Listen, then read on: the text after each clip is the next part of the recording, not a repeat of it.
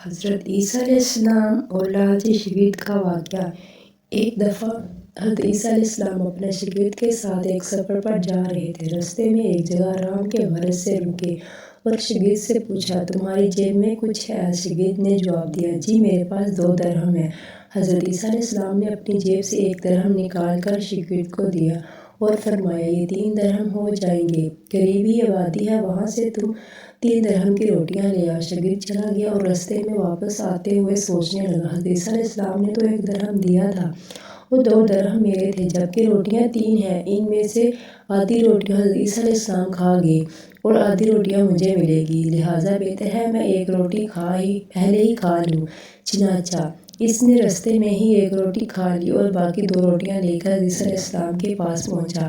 حضرت عیسیٰ علیہ السلام اور شاگرد نے جب کھانا کھا لیا تو حضرت عیسیٰ علیہ السلام نے شاگرد سے پوچھا کہ 3 درہم کتنی روٹیاں ملی تھیں؟ شاگرد نے جواب دیا، اللہ کے نبی 2 روٹیاں ملی تھیں، ایک آپ نے کھائی اور ایک میں نے۔ حضرت عیسیٰ علیہ السلام خاموش ہو گئے اور کچھ دیر وہاں سے روانہ ہو گئے۔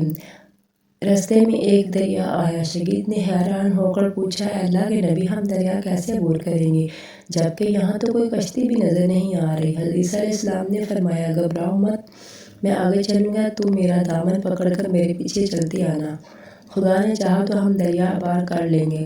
چنانچہ حضرت عیسیٰ علیہ السلام نے دریا میں قدم رکھا اور شاگرد نے بھی ان کا دامن تھام لیا۔ اللہ کے حکم سے آپ نے دریا اس طرح عبور کر لیا کہ آپ کے پاؤں بھی گیلے نہ ہوئے۔ شاگرد نے دیکھ کر کہا، میری 1000 جانیں آپ پر قربان، آپ جیسے صاحب اعجاز نبی پہلے مبعوث نہیں ہوئے تھے۔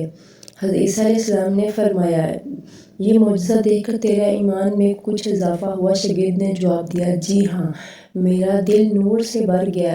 پھر حضرت عیسیٰ علیہ السلام نے فرمایا، اگر تمہارا دل نوری ہو چکا ہے تو بتاؤ روٹیاں کتنی تھیں؟ شاگرد نے جواب دیا، اے اللہ کے نبی، 2 ہی روٹیاں تھیں۔ پھر حضرت عیسیٰ علیہ السلام وہاں سے آگے چل دیے۔ راستے میں ہرنوں کا ایک گول گزر رہا تھا۔ حضرت عیسیٰ علیہ السلام نے ایک ہرن کو اشارہ کیا تو وہ آپ کے پاس چلا آیا۔ آپ نے اسے ذبح کر کے اس کا گوشت کھایا اور شاگرد کو بھی کھلایا۔ جب دونوں گوشت کھا چکے تو حضرت عیسیٰ علیہ السلام نے اس کی کھال پر ٹھوکر مار کر کہا، اے اللہ کے حکم سے زندہ ہو جا۔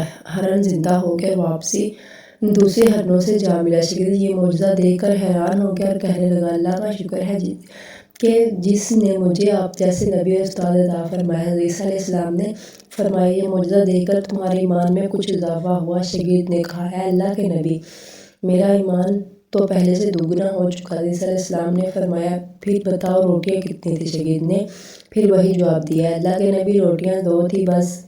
حضرت عیسیٰ علیہ السلام پھر آگے کی جانب چل پڑے۔ ایک جگہ پر قیام کیا تو دیکھتے ہیں کہ ایک پہاڑی کے دامن میں سونے کی 3 اینٹیں پڑی ہیں۔ حضرت عیسیٰ علیہ السلام نے فرمایا، ایک اینٹ میری ہے اور ایک اینٹ تمہاری اور تیسری اینٹ اس آدمی کی ہے جس نے تیسری روٹی کھائی تھی۔